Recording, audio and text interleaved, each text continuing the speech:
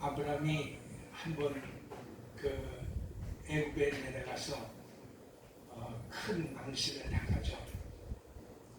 그러나 여러분, 우리가 한편 생각해보면 우리가 생각하고 판단할 때는 낭심이라 하여도 또 하나님께서 우리를 이 역사 속에서 하나님의 뜻을 표현하는 그런 삶을 살게 하시는 입장에서 우리가 보면 하나님의 은혜를 깨달을 수 있는, 더 깊이 깨닫고 더 확실하게 하나님의 동행하심을 인지할 수 있었던, 경험할 수 있었던 그런 기회라고 볼 수 있는 것입니다.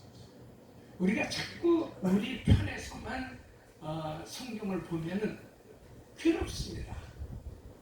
그리고 하나님이 이해가 잘 안 되는 것입니다. 왜 하나님은 전능하시고 전지하시고 참 사랑의 하나님이시라고 그러시는데 왜 우리의 삶이 이렇게 고달프냐라고 하는 것입니다. 여러분, 인문학의 그 참 안타까움이 거기에 있어요.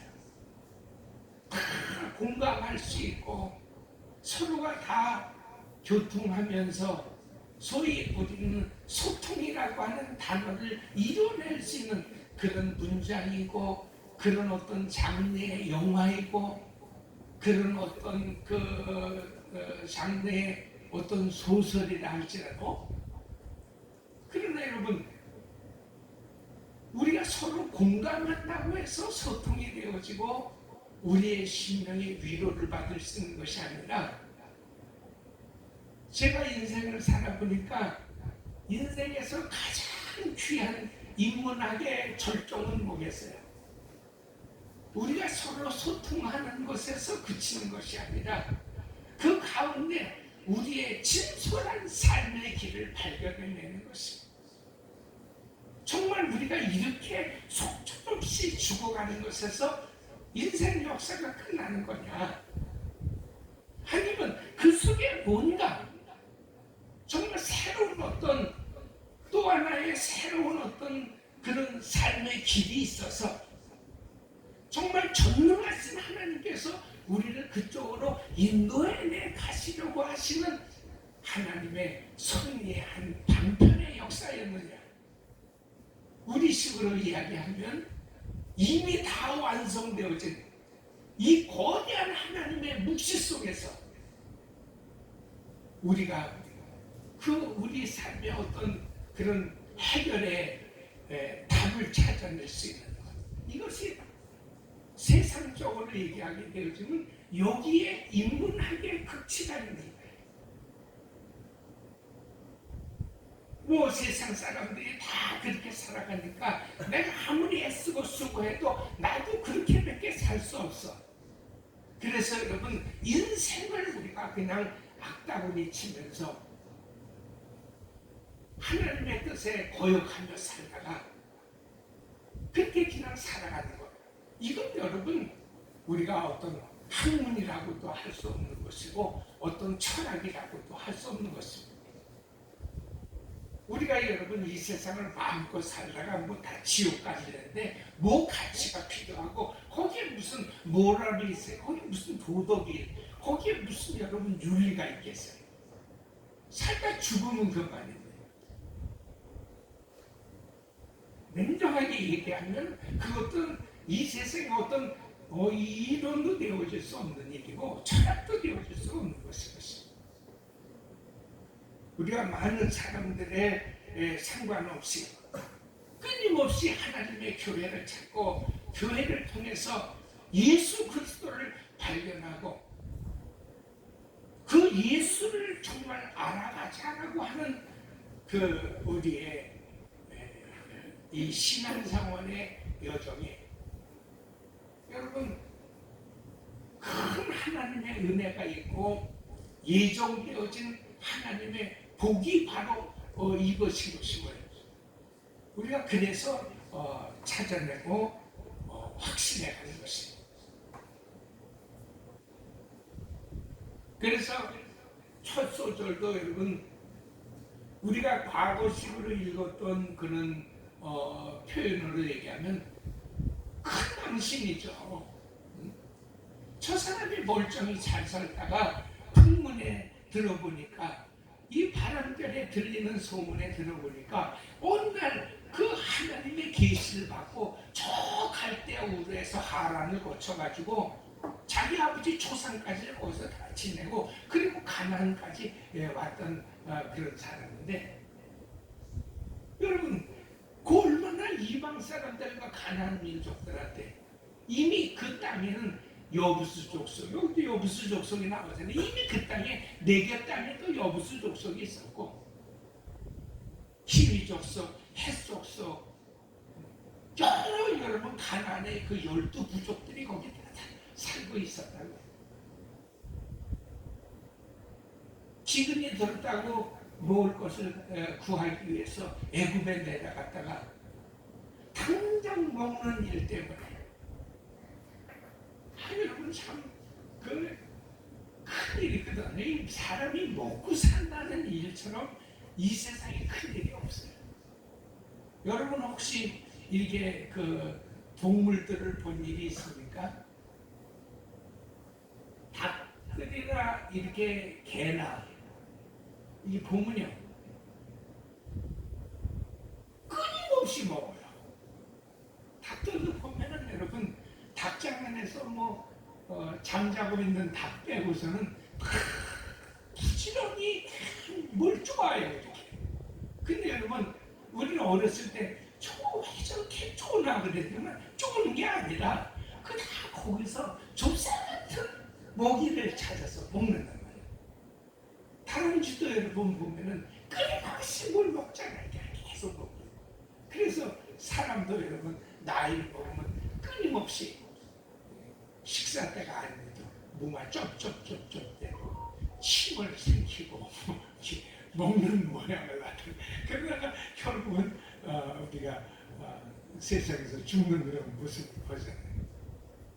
자기 먹는 게 보통 일이 아니에요.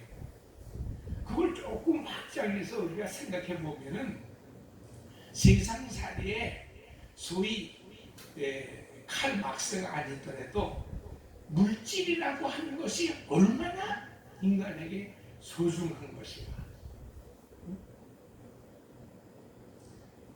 물질주의는 참 우리가 경계하고 그건 우리가 다스려 가야 할 어떤 생애의 어떤 한 그런 과정이긴 하지만 그러나 예수 아무리 잘 믿고 여러분 신통방통한 사람도 그래서 성경에도 보면 예수님께서도 식사때마다 식사를 하셨다는 구절이 있잖아요.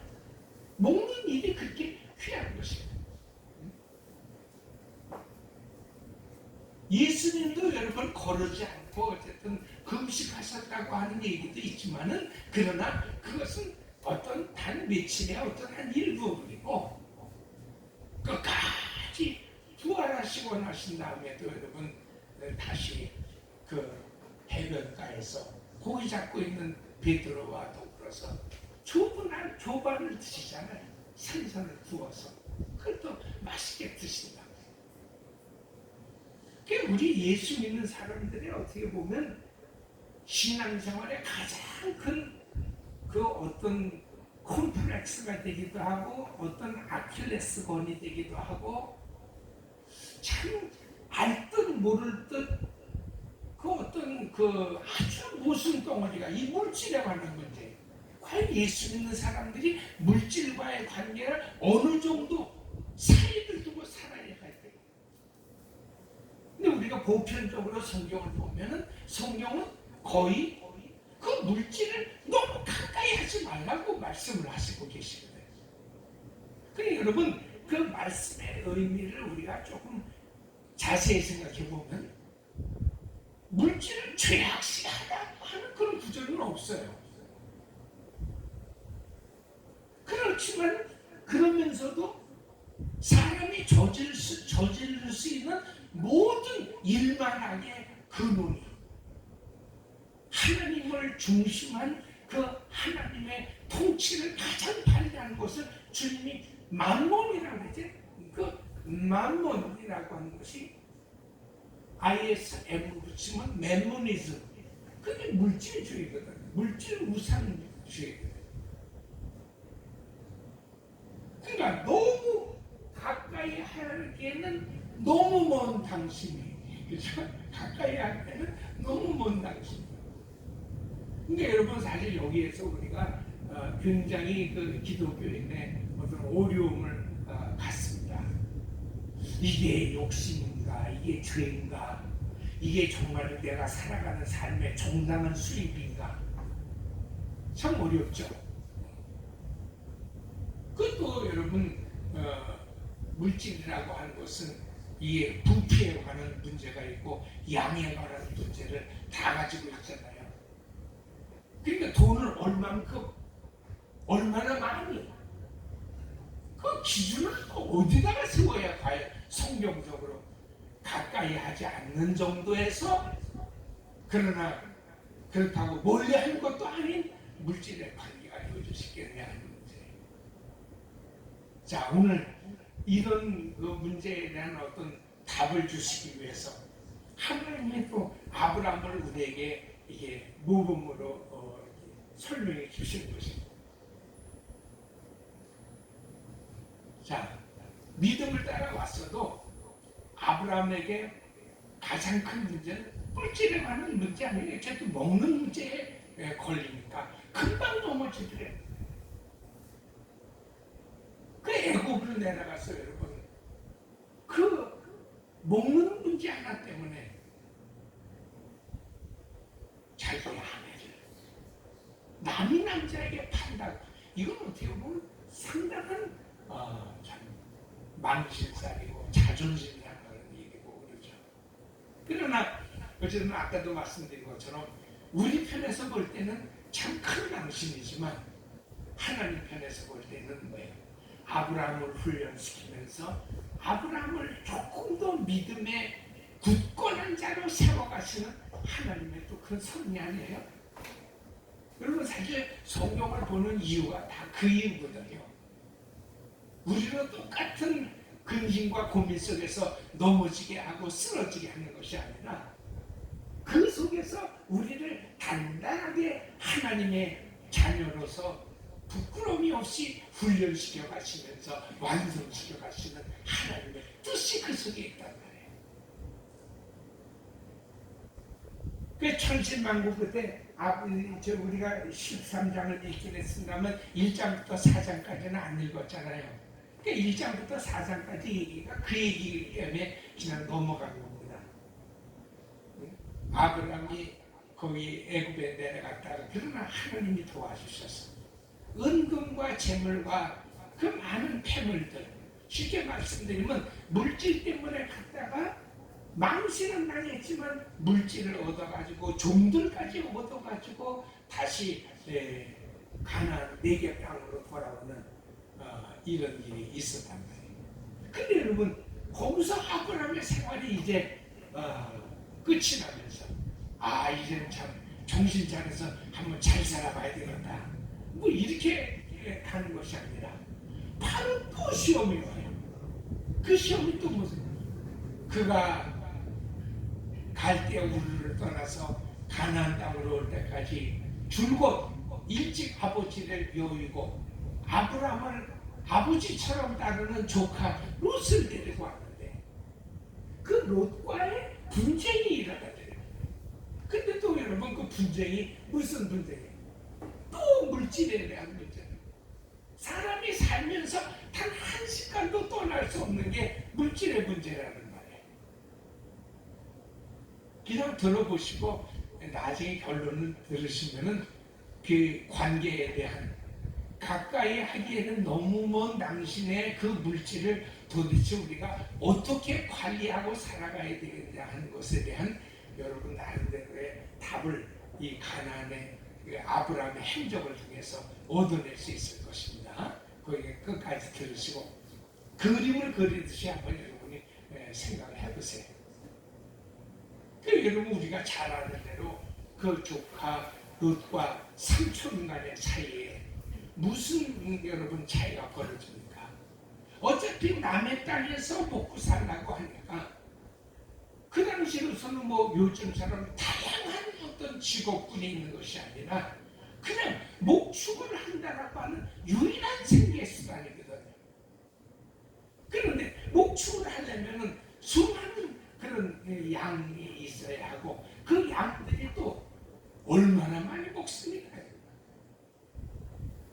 그 지금도 진짜 노마드의 삶을 살아가는 저 아라비아 중동의 그 노마드의 삶을 살아가는 유목민의 삶을 보면요, 늘 옮겨 다녀요. 자기 집을 가질 수가 없어요.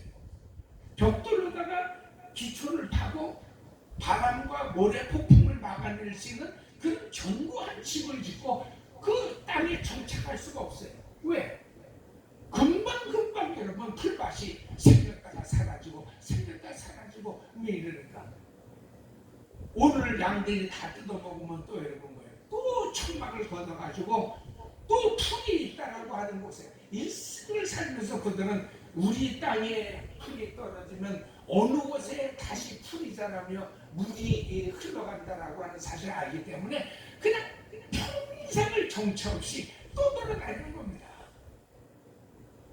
그렇기 때문에 조카 롯과 아브라함 사이에도 이 문제를 가지고 자기 것을, 자기 양떼들을 생각하는, 자기 소유권을 생각하니까 금방 껐어요. 여러분 뭐예요? 또 한 번의 시험이 또 그 자리에서 주어져요. 그런데 여러분 여기서 한 번 하나님 앞에 그 망신을 당하면서도 하나님의 정말 나는 평생에 네가 나를 찾아다니는 것이 아니라 네가 애쓰고 수고하고 힘써서 나를 구하는 것이 아니라 내가 너를 같이 동행한다. 여러분 사실 임마누엘의 진정한 의미가 거기 있다는 거 이미 제가 말씀드렸잖아요. 그래도 한번 경험을 한 아브라함과 아직까지 이런 진정한 경험을 하지 못한 조카 그 롯은 철저하게 똑같은 아브라함의 그 실수를 조카 롯도 범하게 하게 하시면서 하나님은 이 땅에서 우리가 살아가는데 정말 필요한 것이 무엇인가 하는 것, 그것을 우리가 가르쳐 주신 것입니다. 그러니까 여러분 아브라함은 그 분쟁이 일어났을 때 제일 멋있는 성령상에 그 답을 내놓잖아요. 야, 우리 사이에 여기 남의 땅에까지 와서 여기 우리만 사는 것이 아니라 성경에 보니까 브리스 사람들이 거기서 살고 있다고 했잖아요. 이 브리스 사람들은 아주 가나안의 아주 또 한 부족입니다. 중심지예요. 남들 보는 앞에서 우리 여자들이죠. 우리 이제는 정말 각자의 길을 선택해서 떠나자. 네가 이쪽을 택하면, 네가 우하면 나는 좌하게, 네가 좌쪽으로 가면 나는 네가 가지 않는 쪽을 갈 테니까 네가 먼저 선택해라. 만약에 조카 롯이 그때 조금만 여러분 그래도 어떤 사람 다음을 생각했다라고 하면 생면부지에 정말 조실부모한 자기를 아버지처럼 여태까지 키워준 그 삼촌 아브라함을 생각하면 아예 삼촌 무슨 말씀 그렇게 하세요? 삼촌이 먼저 선택했어요. 삼촌이 먼저 선택을 하시고 삼촌이 가지 않는 곳 그것을 내가 가겠습니다. 이랬으면 여러분 얼마나 좋았겠어요. 보세요. 여러분 그럴 수가 없는 거예요. 사람이. 그걸 하나님이 보여주시는 거예요. 사람은 기본적으로 본능이 뭐예요? 여러분 조카 롯을 욕하지 마세요. 우리는 다 그렇게 살아요. 그래서 우리의 삶이 더 촉박해지고 힘든 거예요. 왜? 다 선택은 나 좋아서 했는데 성경 말씀 그대로 보여주는 의미가 뭡니까? 네 눈에 보기에 좋은 대로 사는 모습이 그것이 너의 삶에 좋은 일로 결론을 맺는 것이 아니라 그것이 고생길이라는 거예요. 그래서 여러분 조카 롯을 데리고 이렇게 산등성이에 올라가서 봐라 어디가 좋냐 했더니 조카 롯이 저 소돔과 고모라 쪽을 이렇게 보니까 그쪽에는 뭐 아주 수풀이 우거지고 사람들이 아주 비옥하게 풍요롭게 잘 사는 것 같이 보이니까 두말하지 않고 삼촌 난 저쪽으로 가겠습니다. 여러분 삼촌이 따지지 않지 않습니까? 아브라함이 그래? 그럼 너 저 좋은 곳을 가. 거기서 한번 잘 살고 잘 살아봐. 나는 네가 택하지 않은 그 반대편에 있는 거. 당연히 뭐예요? 풀도 없이 척박하고 황폐한 곳이고 모래바람이 그냥 황량히 바닥을 쓸고 지나가는 그런 곳이지만 네가 선택하지 않은 곳은 내가 가겠다라고 말하잖아요. 그러면서 여러분 그 유명한 조카 롯의 이야기가 쭉 여러분 13, 14, 15, 16, 17, 18, 19장까지 쭉 이어지는 것이 그 바로 소돔과 고모라에서의 그 롯의 이야기입니다. 어쨌든 이제 우리가 한 19장 정도로 이렇게 가보게 되었지만 롯이 소돔과 고모라에서 잘 정착하고 삽니다. 그 땅에서 여러분 장로가 되었다고 그랬잖아요.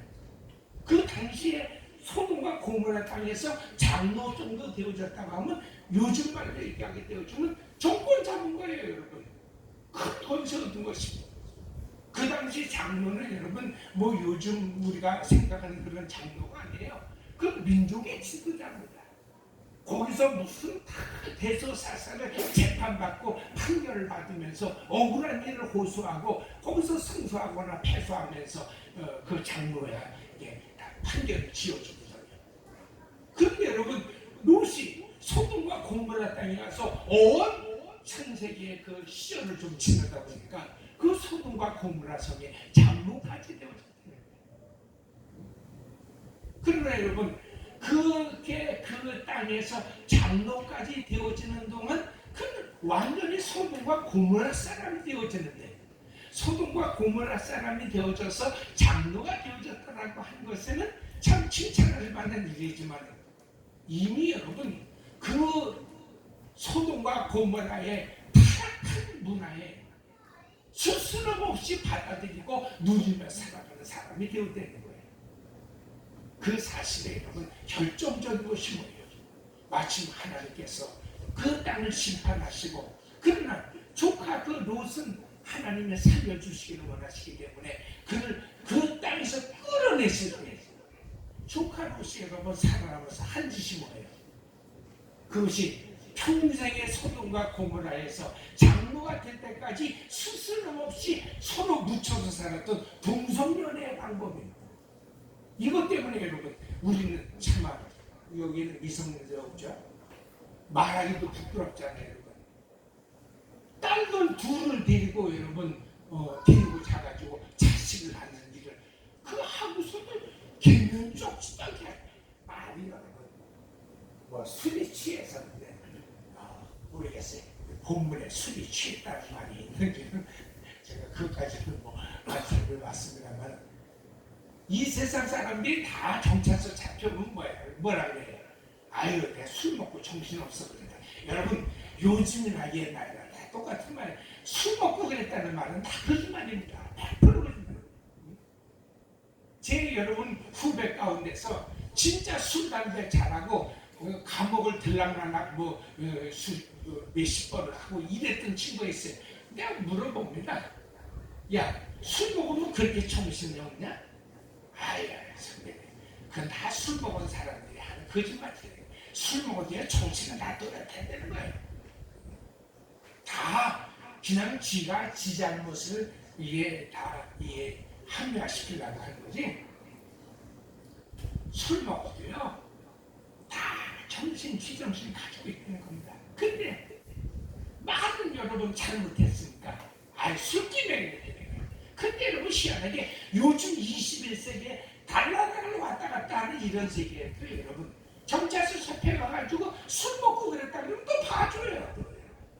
참이 이 사람이 제정신을 누르는 게 아니라 술 먹고 그랬다는 거예요.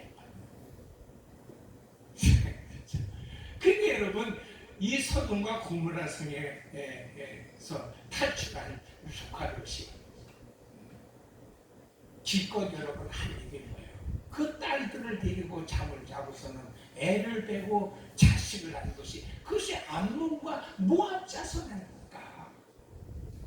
지금도 여러분 그 시리아 근방에 여러분 시리아 암몬 다 있죠. 그 땅이 땅이 요단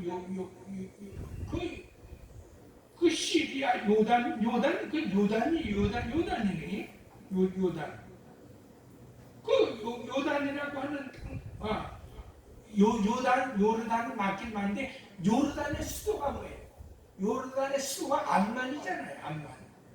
그 암만이 여러분 모압과 암몬의 자손에서 나온 그 이름이 요르단의 수도 암만이란 말이에요. 쉽게 말씀드리면 무슨 말씀이에요? 결국은 여러분 소돔과 고모라 성에서 부패하고 타락하고 뭐 요즘 얘기하지만요. 여러분 요즘 이제 또 그 동성 연애자 퀴어 축제를 한다고 해요. 저는 솔직히 동성 연애 자체까지도 뭐 사실 우리가 뭐라고 얘기할 건 없어요. 왜? 우리는 솔직히 동성 연애보다도 더 나쁜 죄를 짓고 다니거든요. 따지고 보면 여러분 내가 짓는 죄는 뭐 괜찮은 죄인지 아세요? 우리가 지은 죄는 뭐 눈꽃만한 죄고 동성 연애자는 뭐 이만한 죄인지 아세요? 중요한 것은 그것의 죄의 경중을 얘기하기 전에 저는 기독교에서도 여러분 괜히 쓸데없이 그 사람들을 막 적대시하고 그러면 마귀 새끼들이라고 여러분 얘기하면 안 됩니다. 그들도 여러분 다 하나님의 자식들이에요. 다만 여러분 그들이 태어나기는 뭐예요? 아니 이상하게 남자가 예쁘고 고운 그런 피부의 여자를 좋아하는 것이 아니라 남자님이 담배 피고 이가 반쯤 꺼먹게 썩은 남자를 좋아하는 그치 본성이 그런 걸 여러분 어떻게 하겠어요? 그렇다고 여러분 장려하는 것은 아니지만은 우리가 위에서 기도해주고 그들을 정말 사랑으로 우리가 감싸내야 되는 것입니다. 교회 안에서도 여러분 동성연애자가 혹시 있으면은 우리가 이거 사탄의 자식이라고 내쫓으면 안 되는 거예요. 여러분. 그들을 위해서 금식기도 해주고 그들의 바른 정신이 들어와서 정상적으로 그 동성 간의 사랑이 아니라 이성 간의 사랑을 할 수 있도록 우리가 이렇게 도와줘야지 여러분. 그렇다고 또 동성연애자가 저장하는 게 아니에요 여러분. 그게 말이에요. 그 짐승 같은 마음 아니에요. 근데 여러분 본인도 기도를 해야지. 그걸 축제라고 하면서 뻘고 벗고 여러분 남자도 여자도 여러분 뻘고 벗고 그 축제를 벌이면서 춤추고 다니면서 뭐 잘났다고 여러분 그 짓을 해요. 그러니까 여러분 피차 안에 문제가 있는 거예요. 자기가 동성연애자면 솔직히 말해서 부끄러운 일 아니에요. 그러면 기도를 부탁하고 목사님 엄마 나를 위해서 기도 좀 해줘. 마음이 이상하게 왜 이렇게 수염난 놈이 좋아지지? 지금 이상. 여러분 본인도 부끄럽잖아요. 그걸 뭘 잘났다고 여러분 팬티만 입고 광화문 네골에서 여러분 퀴어 축제를 합니다. 그렇다고 여러분 그걸 또 정상적인 방법을 모르고 욕하는 교회도 문제가 있지만 제가 말씀드렸죠. 본인 스스로가 내가 이것이 얼마나 하나님 앞에 죄악된 일인가 벌써 여러분 성경에 나오잖아요. 조카 롯이 기껏 하나님이 살려주었더니 굴 속에 들어가서 한 일이 자기 딸들하고 동침하는 이런 짐승 같은 일을 하고 나온 그 자식들이 다 시리아 요르단 그 수도 암만 그 근처에 있는 그 가나안의 족속들이 다 되어지고 있는 거 아니에요. 근데 그걸 죄로 모르는 거예요.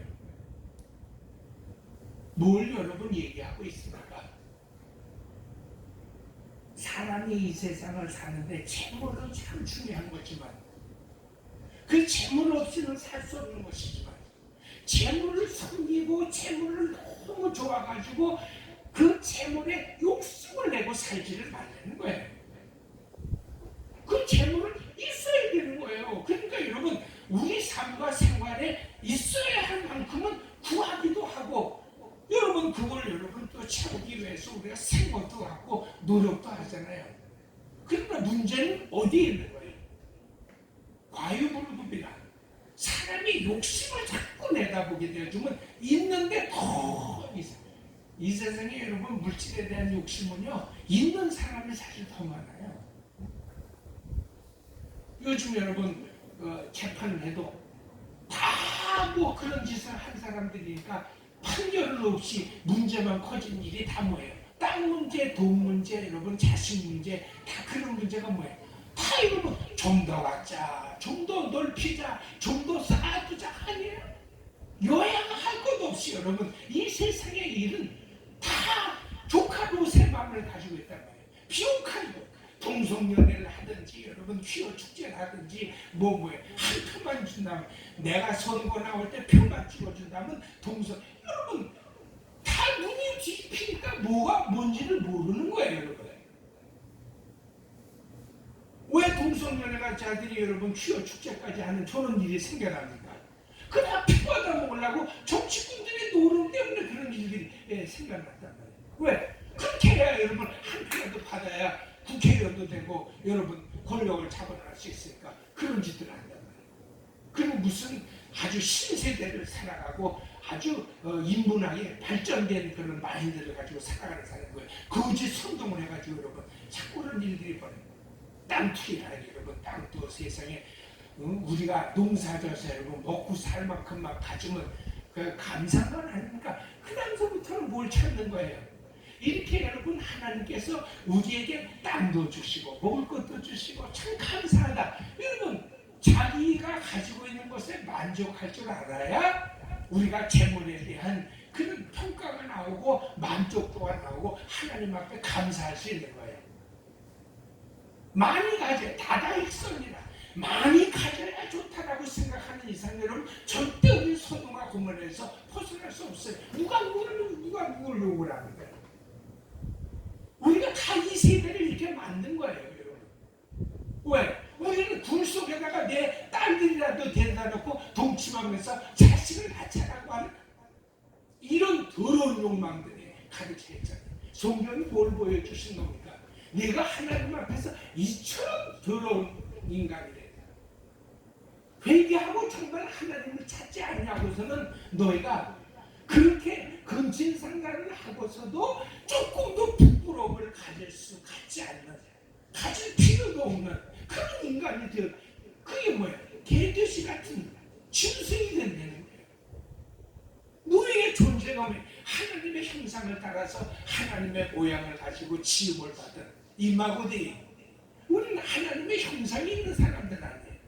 근데 여러분 욕심을 가지고 욕심을 부리다 보면 결국은 그것이 내 삶의 고통이요 내 삶의 짐승같이 떨어져 나가는 그런 더러운 그런 개돼지의 삶이 되어진다는 겁니다. 세상에 여러분 그 성경에서 여러분 우리 아이들하고 같이 읽을 수 있습니까? 이런 내용들을 이렇게 입에 담아낼 수도 없는 그런 얘기를 우리는 스스럼없이 이 세상에서 살고 있잖아요. 솔직히 요즘에 여러분 이런 문제를 저처럼 얘기하는 사람이 어디 있습니까? 그런 식으로 연속곡 만들면요 연속곡 망해요. 조회수 여러분 0.1%도 안 들어가요. 여러분 불륜의 삼각관계, 삼각이 사각관계, 또 내가 뺏어서 데리고 살다가 또 여러분 내 친구가 뺏어서 또 데리고 이런 식으로 여러분 연속곡을 쓰고 영화를 만들고 그 영화를 만들다가 뭐 안 되면 뭐예요? 또 조강지쳐 버리고 여러분 영화 배우하고 같이 붙어서 독일 가서 살고 여러분 이러면 영화가 팔리고 유명한 감독이 되고 다 여러분 그렇지만 보세요 여러분 다 여러분 동굴 속에서 모압과 암몬 자손을 냈던 그 조카 롯가는 인생 패가망신하고 비참하게 태우시는 것입니다. 시간은 많이 갔지만 가장 현실적인 얘기 하나 하고서 마실게요. 여러분 우리는 구텐베르크 하면은 참 이 금속 활자를 가지고 성경을 우리가 인쇄한 사람으로 알고 있잖아요. 그래서 제가 조금 더 자세하게 구텐베르크를 살펴보니까요. 사실은 그런 게 아니더라고요. 이 사람보다도 이미 참 기가 막힌 것은 우리나라의 최초의 금속활자를 만드신 세종대왕이나 구텐베르크나 다 14세기에 태어났던 사람이 그 1, 2년 차이에 1300 몇 년 차이에 그 몇 년 차이로 구텐베르크는 사실상 정확하게 몇 년에 태어나서 정확하게 그 어디서 죽었는지도 잘 몰라요. 왜? 이 사람은 무덤까지도요 세계 2차 대전 때 다 파헤치고 폭격 맞아서 없어져 버려가지고요 정확하게 연도를 알 수가 없어요. 우리가 알기로는 일단 한 16년 정도 세종대왕이 금속활자를 먼저 발명했다 이렇게 해주면 세상 사람들은 안 믿으려고 하죠. 어쨌든 그런 정도에 똑같이 14세기 말에 14세기 초반에 태어났던 분들인데 이 사람들요 처음부터 뭐 성경을 찍으려고 했던 사람이 아니에요. 읽어보니까요 참 사람이 참 그 욕심이라는 게 무섭더라고요. 원래는 그 가난한 집에서 금속 세공업자의 아들로 태어났어요. 먹고 살 것이 힘들고 어려운 중에 그냥 전전긍긍하면서 이 사회에 하류층으로 살아가다가 어느 날 금속 거울을 이 사람이 발명을 한 겁니다. 왜냐하면 갑자기 마음속에 자기 집 앞을 무수히 지나다니는 순례자들이 있는데 순례자들이 꼭 가지고 있어야 될 것 중에 하나가 뭐예요? 그게 거울이거든. 그 당시는 요즘과 같이 이런 수은 거울이 없으니까 이 동을 금속을 잘 닦아가지고 거울을 만드는데 이 구텐베르크가 처음에 이 금속 동거울을 만드는 발명을 해가지고 돈을 꽤 벌었어요. 이 순례자들은 항상 거울이 아주 꼭지참돼야 된다. 왜냐하면 이걸 가지고 자기 용모를 보고 단정하게 만들어야 신을 만날 수 있다고 하는 이런 속설이 있기 때문에 그 순례를 하는 사람들 꼭 거울을 사니까 아주 대박을 쳐서 엄청난 돈을 버는데 그러면 이제 이렇게 해가지고 내가 부자 되나 싶었는데 갑자기 우리가 잘 알고 있는 그 유럽의 흑사병이 돌면서 쫄딱 망한 거예요. 아무도 순례자가 왔다 갔다 하지 않으니까 여러분 거울을 누가 뭐 귀부인들이나 사서 자기 얼굴을 누가 보겠어요. 그래서 거울 사업을 하다가 벌었던 돈 쫄딱 다 망했어요. 근데 이 사람이 또 하나 생각해낸 것이 뭐냐면 내가 이 돈을 벌 수 있는 또 하나의 이 아이디어가 떠오르는 거예요. 그게 뭐냐면 그 당시 보니까 송정 교회에서 뭘 팔았어요? 면제부를 파는데 우리가 여러분 생각할 때 면제부를 뭐 한 번 사면 천당 갈 때까지 가지고 있는 것이 아니라 그 당시 베드로 성당 사제들 그 신부들이 면제부를 팔 때 다 유효기간을 넣어서 판 거예요. 1개월짜리, 3개월짜리, 3년짜리, 10년짜리 액수가 다 천태만사인 그런 면제부를 파는데 면제부가 그 당시는 금속 인쇄가 없으니까 다 지저분하고 어려운데 이 사람이 연구한 발명해낸 그 금속 거울의 그 기술을 가지고 아주 정교하고 그림도 갖다 집어넣은 여러분 금속 활자가 면제부를 찍어내니까 교회에서 여러분 없어서 못 파는 거예요. 날개 꽂힌 듯이 여러분 이 면제부를 이 사람은 증서를 팔아서 돈을 벌고 신부들은 그거 가지고 뭐예요? 이 1개월짜리, 3개월짜리 이렇게 유효기간을 넣어서 또 팔고 이래서 또 떼돈을 버는데 여기서 이 사람이 또 마음의 힌트를 가져가지고선 큰 돈을 벌 수 있는 것이 이제 교회를 이용하면 되겠구나. 그래서 교회에 성경책에 도전을 해보자는 거예요. 그래서 성경책에 도전을 하기 위해서 사업을 벌였지만 여러분 돈이 얼마나 많이 들어가는 겁니까? 이게 뭐 옛날 얘기니까 지금 다 거두절미하고 제가 중요한 얘기만 하는 건데 엄청난 사업의 자금이 필요하니까 그 당시 요한 스트라우스라고 하는 그런 음악가 이름이 아니라 그 사람이 아주 돈이 많은 큰 부자였었는데 이 사람한테 한 800대겔 정도를 빌렸다는 거예요.